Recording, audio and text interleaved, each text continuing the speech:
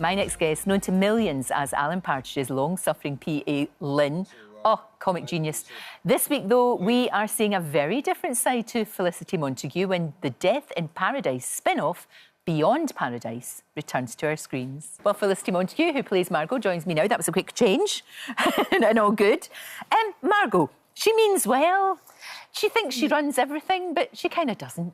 She does. Do you think she does? She runs the office. She does run the office. Be kind, things would fall apart if she wasn't there. Yeah, she has got an ego, and she does think she's incredibly important because she lives in Shipton Abbot and she thinks she runs the village or the town. Exactly. And, yeah, I mean, she wants to be a detective, really. I think but so. But she can't be. No. She hasn't got, you know, Humphrey's acumen. Do you know what, though? You know when something is doing really well, and I've always said this about Death in Paradise, people are queuing up to have cameos in this, and that's when you know. We've got some great people. You've got some crackers coming up. I've just watched episode 1. I can't give too many spoilers. No. Hugh Dennis is great in him. Yes, you know, the fact we got Hugh was fantastic. And a lovely performance from Angela Curran, who does a very moving, very touching performance, which is marvellous.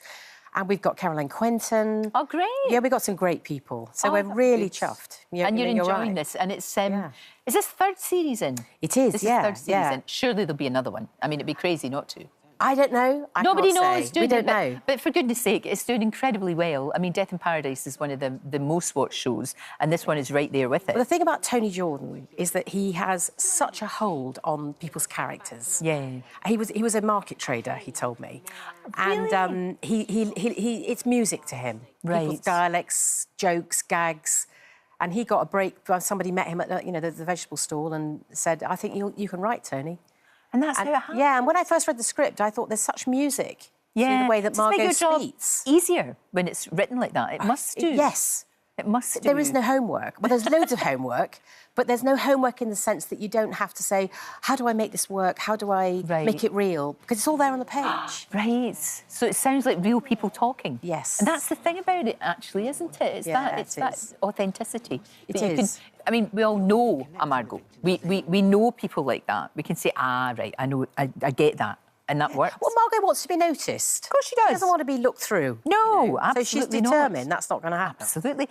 Light years away from Lynn. And you know everybody wants to talk to you about Lynn. Do people still come up to you and say, or would they recognise you? Because you had a make-under for Lynn. Well, you know? I've gone for years just being sub-sub and, you know, Steve's backup girl. But he asked me to go to the O2 show because I had a video film bit in it. Yeah. And I thought, oh, great, I'll just go along and I'll watch it. And I was with my daughter Olivia and we were pulling up to Greenwich and all these lights were going in the tube. And I said, Olivia, is it a terrorist attack? She went, oh, no, Mum. Oh, no, watch this space.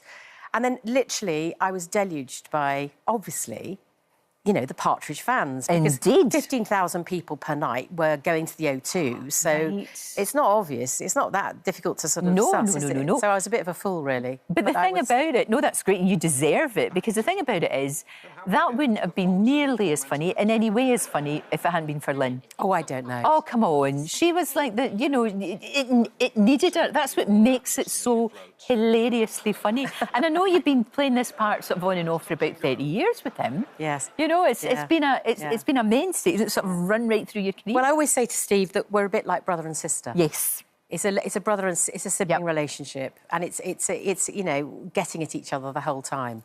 And that's good. But in a way that nobody can say we're getting at each other. I know. So it's quite clever. But I love Lynn. I love her faces. Sometimes when I put a funny face on, my husband will say to me, that's a Lynn face.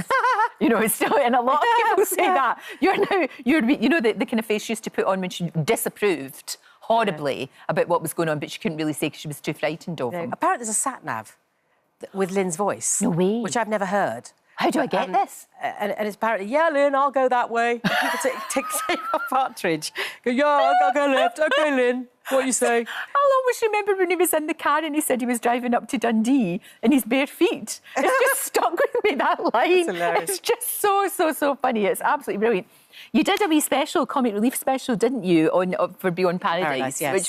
which was lovely. I mean, doing something like that, again, that just shows you the affection that is out there for the series. Well, the cast is great. I mean, I'm in the station most of the time. Sure.